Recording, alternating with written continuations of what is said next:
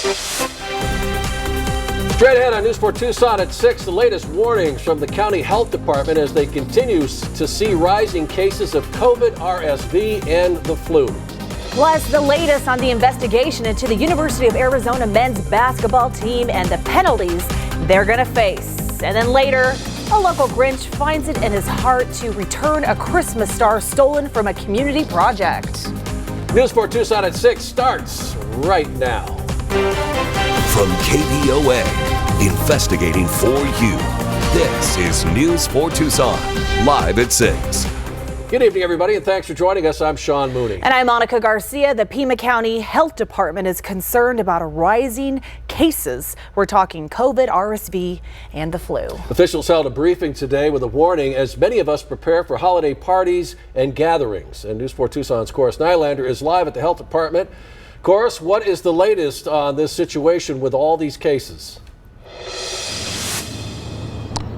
Yeah, Sean. Well, Pima County's health director, Dr. Teresa Collins, says the three viruses remain a concern throughout the holidays. They're worried as people may be out shopping in busy malls, or planning your holiday gatherings.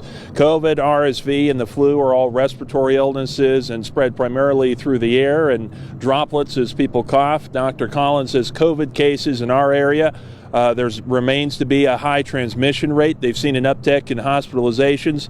The people most at risk are the elderly over 65. She says the average age of death that they have seen is 80 years old. Dr. Collins recommends getting vaccinated and boosted, especially if you're elderly, and wearing a mask indoors. She suggests that people and companies should reconsider having holiday parties this year, or at least planning out some safety precautions unless they can be held outdoors. But of course, with the cold temperatures, it's probably a hard sell for many people. RSV affects children the most. The good news is, though, she says available pediatric hospital beds remain adequate and stable status right now, and she expects that we will soon see those case numbers start to drop. If you're ill, please consider staying home. We know that that can affect hourly wage earners, and we want to be sensitive to that. But if at all possible, please stay home. In addition, we have recommended that you mask in indoor social situations. I did speak with a local pediatrician today who did say that they've been facing a lot of problems when they need to try and get someone with RSV to a pediatric hospital. Seems some issues getting hospital space for those cases right now, though. Dr. Collins says that people who are sick should make sure they get care through their primary care doctor first before deciding to go to the hospital. Only go to the hospital if you're quite sure it's an emergency situation. We're live from the Pima County Health Department tonight. Corus Nylander, News 4 Tucson. Thank you, Corus. The investigation into the U of A men's basketball team is now complete. Tonight, we know that the team will avoid major penalties, but is paying a price. And that former head coach, Sean Miller, who is now the head coach at Xavier University, will not be sanctioned by the NCAA. News 4 Tucson's Lupita Murillo is live at the University of Arizona with reaction to all this. Lupita. Former basketball player standout Bob Elliott played many a game here at McHale Center. He was also a color analyst. I can tell you that he sat down with us to talk to us about the bribery scandal. I believe the reason why it took so long is because of the current state of college athletics, specifically the NIL situation, name, image, and likeness. The investigation took 5 years. It started when Sean Miller was the head coach. He's now the head coach at Xavier. He was accused of not keeping a close enough eye on some of his staff. They reportedly engaged in soliciting and accepting cash bribes. One accusation included getting fraudulent high school transcripts for program athletes. The FBI investigated and arrests were made. In the end, Miller was not penalized.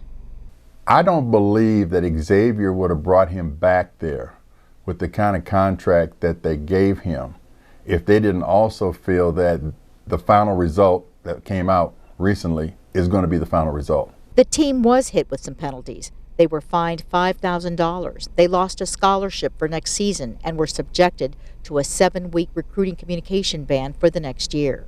You know, it is what it is. Sometimes you can't change what happens, but at this point I think that Tommy Lloyd and the athletic department can can deal with the final sanctions, and at that point, we'll move on. The investigation also included the Wildcat swimming and diving program. An assistant coach conducted tryouts that were not allowed and gave preferential treatment. People we spoke to here at the U of A say it's time to move on. David Kelly will have more on this story coming up in sports. So for now, we're live at the University of Arizona. Lupita Murillo, News for Tucson.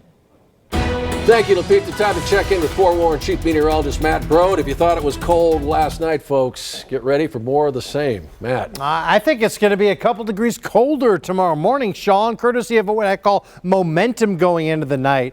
Deep freeze, hard freeze warning till Thursday 9 a.m. This includes all of Metro Tucson. Areas in the purple, just a freeze warning, likely freezing cold as well. But the hard freeze warning means several hours of that 28-degree temperatures or even colder across that warned area. Outside right now it's 47 degrees, dew point's 31, light winds out of the north-northwest at 7, and look at this, 44 at Spino Canyon, 45 Oro Valley, 44 Marana, so no more 50s. We are tracking temperatures already. I mean, look at this, it's 6 o'clock at night, it's 35 degrees in Tombstone. 7 o'clock tonight, a cold finish, 42 degrees, frigid night at 9 o'clock, 38, and almost freezing cold even here in the city of Tucson before midnight. This is your 11 o'clock temperature. I'm back in a few minutes. We'll talk about how much longer we can expect to be in the deep freeze and a little bit of a warm up. Find out when in a few minutes. Thank you, Matt. The Department of Justice has filed a lawsuit against the state over the shipping containers being stacked along the U.S.-Mexico border. The lawsuit asks for an immediate stop to work on that wall, which federal officials say is being built on federal land without the required permits or authority. Yesterday, Governor Doug Ducey's office sent a letter to the Justice Department saying it was ready to cooperate with the federal government on the completion of the border wall along the Arizona border.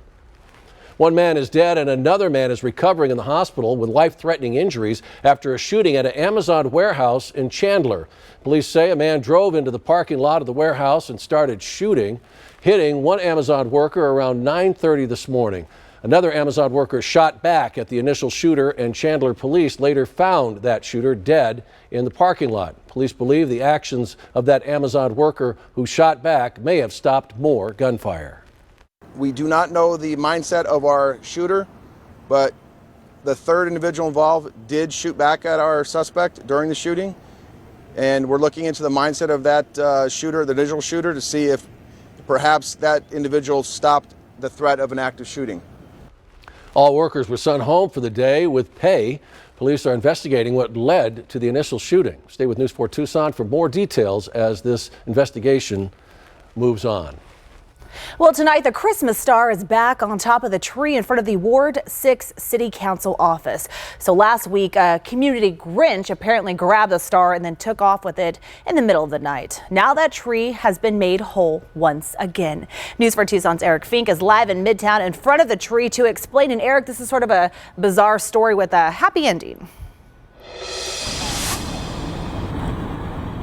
You can for sure say that, Monica. Good evening to you. Here is the tree. It is a sculpture of sorts that was made by community members earlier this month out of 1,500 pounds of plastic that otherwise would have gone to the landfill. A week ago, a Grinch deciding to steal the star, and as you can see, it's all now lit up and back home tonight. Let's go to video of that Grinch stealing the star last Wednesday morning. He takes the star and walks off, and after our first story aired last Friday, City Councilman Steve Kozachik confirms tonight he is giving the Grinch the benefit of the doubt. Someone close to this office in the last couple of days dressing up as the Grinch and replacing the star, much to the delight of the City Councilman. We have not identified the actual human life form that stole this thing, the jerk. However, a Grinch came and replaced the star, and we are very happy to have it back, and we're just grateful that somebody saw fit to make the community whole and return our star. There is some speculation that somebody from my office, perhaps me, could have been that person dressed up. We are not confirming or denying that on the air right now.